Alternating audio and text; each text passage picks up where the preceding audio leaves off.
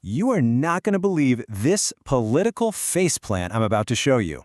What happens when a politician makes this huge claim on live TV, only to get completely shut down by one simple question? We're about to break down a TV moment so awkward, it just ends in total silence. But first, real quick, if you love getting right to the good stuff, do me a favor and hit that like button and subscribe right now so you don't miss what's coming next. All right, let's set the scene. We're on CNN's State of the Union, and the conversation gets heated. It turns to, public trust and health agencies, and that's when one lawmaker makes a really pointed claim. So here's Representative Buddy Carter from Georgia. He's trying to defend Robert F. Kennedy Jr., who's a huge vaccine skeptic. And Carter's whole argument is this: the COVID vaccine itself is the reason nobody trusts the CDC anymore. I mean, that is a strong accusation, right? He's putting all the blame squarely on the vaccine. But this claim immediately set him up for a very simple and very direct follow-up. Pundit Kate Bendingfield just calmly lobs this question out there. It's a totally straightforward question. Who was the president when the vaccine rollout he's complaining about actually happened? And the response from Representative Carter? Well, it was nothing. Just dead air. Absolute silence. The host literally had to jump in and move the conversation along. You could almost hear the crickets chirping. So awkward.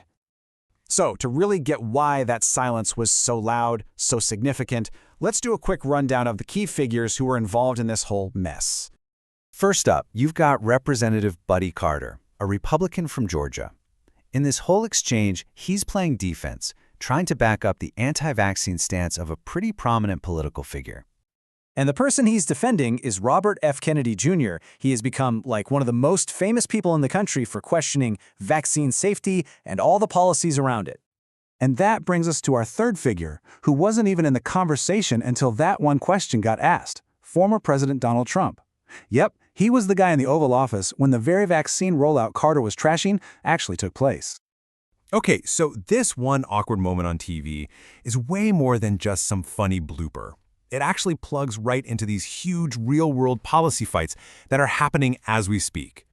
For instance, check this out. A bombshell report from the Daily Beast revealed that the current administration is actually thinking about pulling the COVID vaccine off the U.S. market completely. This is a massive potential shift in public health policy. And the stakes here are super high.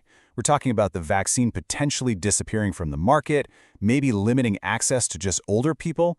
Top experts at the CDC are quitting, and there are these intense clashes happening behind the scenes over where vaccine policy's even headed.